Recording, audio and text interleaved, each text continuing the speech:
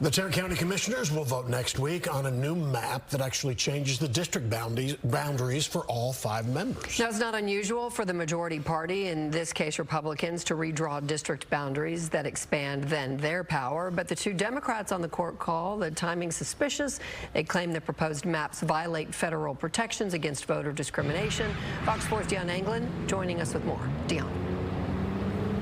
Hi there. 1 week from today, that is the scheduled date for a vote in this Tarrant County redistricting effort. Meantime, the debate over whether or not it is legal is getting more attention. The Republicans feel like they have to do this because if they were to lose the county judge seat, then along with commissioner seat, Democrats would have flipped the court. Political analyst Bud Kennedy breaks down the current hotly debated redistricting effort led by Republican County Judge Tim O'Hare. If the choices we make as leaders cause harm. The effort sprang up in early April, and it has been staunchly opposed by the court's 2 Democratic commissioners, Elisa Simmons and Roderick Miles, each accusing O'Hare of trying to eliminate the chances for a minority to be elected while using outdated census data.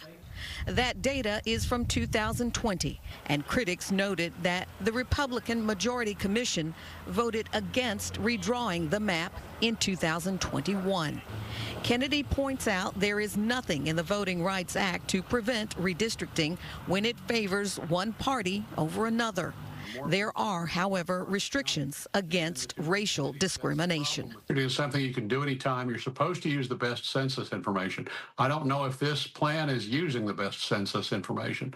The estimates would show a lot of changes, but they're still going to show more people living in the north part of the county. In recent days, the mayors of 10 Tarrant County cities signed a letter confirming they oppose O'Hare's redistricting effort, including Fort Worth, Arlington, Mansfield, and Grand Prairie. Kennedy points out collectively the opposing cities can't compete with the population boom of the county's northern voters. You didn't see any mayors from the Republican precincts in the north half of the county on that list. There's a reason for Fort Worth to be upset. The people who live in southwest Fort Worth would have to go to an Arlington commissioner for help. There's a reason for Arlington to be upset about being divided. The problem is these 2 big cities don't have any control at Tarrant County Courthouse right now. It's the South Lakes, Kellers, and Haslets that have control. Meantime, it hasn't stopped the growing political dissent. On Tuesday, U.S. Congressman Mark Vesey, along with Simmons and Miles, were joined by several Fort Worth City Council members. Let me say it loud and clear for the folks in the back. This is illegal.